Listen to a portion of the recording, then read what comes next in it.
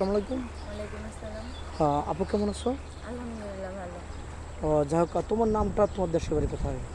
আমার নাম হচ্ছে মিথিলা, আমার দেশের বাড়ি হচ্ছে ঠাকুরগাঁও। ঠাকুরগাঁ। তুমি তো আগে ভিডিও করেছিলে না? হ্যাঁ আচ্ছা, করছি। তুমি মাঝখানে তো গ্যাপ দিছো, মানে সারা পাওনি নাকি? তোমার আব্বু আরও অসুস্থ বেশি হয়েছে, তুমিও দেখি অনেক কাবু হয়েছো টেনশনে, কি ব্যাপারটা কি একটু বলো তো?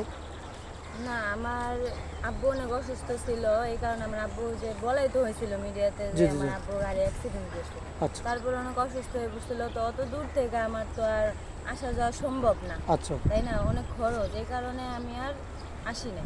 এতদিন পরে আমি আসছি, তো আবার আপনাদের কল দিছি, আপনাদের মাধ্যমে এখানে এখন আসছি। আচ্ছা। যাই হোক, তোমার ফ্যামিলিটা এই কতদিন, এই কয়েকদিন কীভাবে চললো, মানে চললো কার উপরে? আমার কেমন? মা বাসা বাড়িতে কাজ করছে, কাজ ওর- করে আর কি আমাদের। ওটার উপরে ডিপেন্ড করে চলছে নাকি? তোমার হাত কেটে গেছিলো, হাতকে ঠিক হয়েছে? না, এখনো এরকম ভাবে ঠিক হয়নি, ও, ফুল মোটামুটি ঠিক হয় না, মোটামুটি আর কি চলার মতো। হ্যাঁ। যাই হোক, তুমি কী ধরনের স্বামী চাচ্ছ বলো তো? আর তোমার বয়স কত? আমার বয়স হচ্ছে 21 বছর। আচ্ছা, 21 শেষ। আচ্ছা, বয়স কত লাগবে? 30, 35, 40?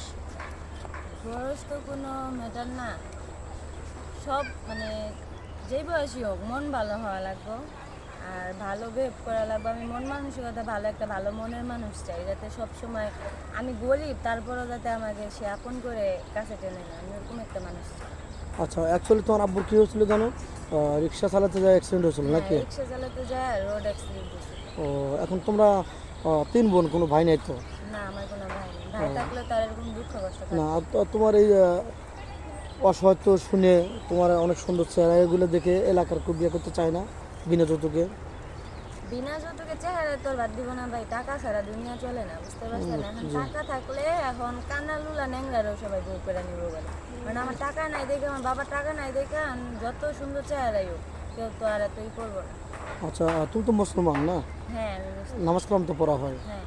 আচ্ছা, কোনো প্রবাসী ভাই, তার একটা স্ত্রী আছে অসুস্থ, দীর্ঘদিন যাবত অসুস্থ, তারা একটা বউ লাগবে, কিন্তু দুটো ওয়াইফকে চালাতে পারবে, সেই ক্ষেত্রে তোমার কোনো আপত্তি থাকবে?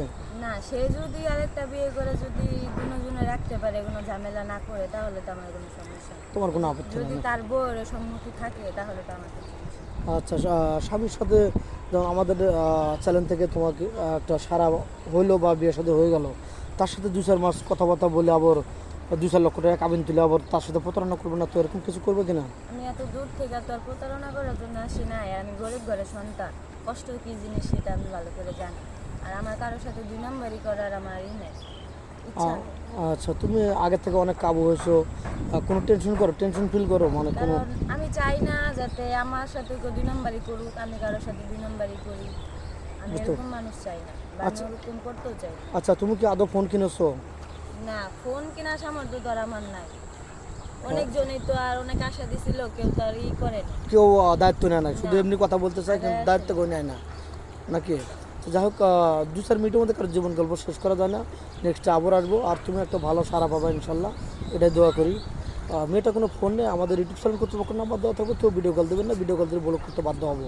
ভালো থাকবেন, সুস্থ থাকবেন, এই বলে শেষ করি।